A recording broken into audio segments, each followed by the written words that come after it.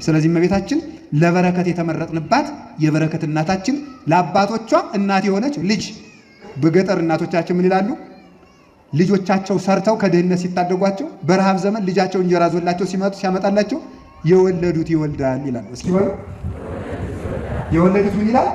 ይወልዳል። ክርስቶስ የዳዊት ልጅ አይደለም ነው በሉ እንጂ ክርስቶስ የአብርሃም ልጅ አይደለም።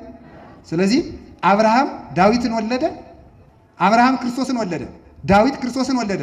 ክርስቶስ አብርሃምና ዳዊትን ከጥምቀት ወለዳቸው ማለት ነው።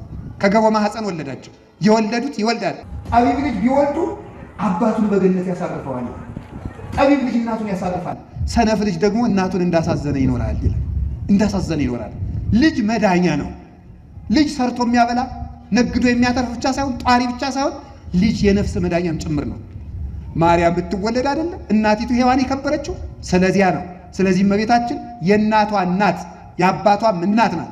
በዚህ የሚደንቃችሁ ካላችሁ እንኳን የ175 ዓመቱ የአብርሃም የማን የ969 ዓመቱ የማቱሳላም እናት ናት።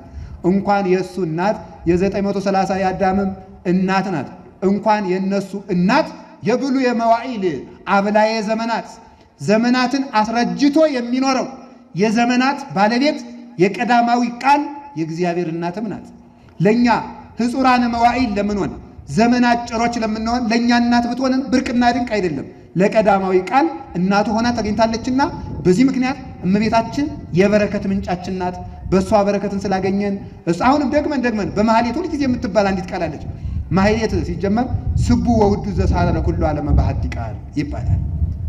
በአንድ ቃል ለይኩን ብሎ ዓለምን የፈጠረ ስቡ እግዚአብሔር የተመሰገነ ይሁን። ማታ ማህሌት ሲጀመር እንዲህ ነው የሚባለው፣ ስቡ ወውዱስ ከቃሉ ጋር ስቡ ወውዱስ ዘሳረ ኩሉ ዓለመ በሐቲ ቃል። ዓለምን በአንድ ቃል የፈጠረ እግዚአብሔር ይመስገን ከተባለ በኋላ ነግስ የሚባል አለ። እሱ ከተባለ በኋላ መጨረሻ ላይ አንዲት የማትቀር ቃል አለ። ነግሱ ይለዋወጣል። እንደ አርኬ ነው፣ እንደ ግጥም አይነት ሆኖ ቅዱሳን የሚመሰገኑበት ነው። መላእክት፣ ነቢያት፣ ሐዋርያት። ኋላ መሀል ላይ የዕለቱ መልክ ከመጀመሩ በፊት ነግሱ እንደየባሉ ይለዋወጣል። አንዲት ግን ሁልጊዜ የማትለወጥ ቃል አለች። ዘመንክር ጣዕሙ ትባላለች። ሊቃውንቱ በጣም ነው የሚወዷት።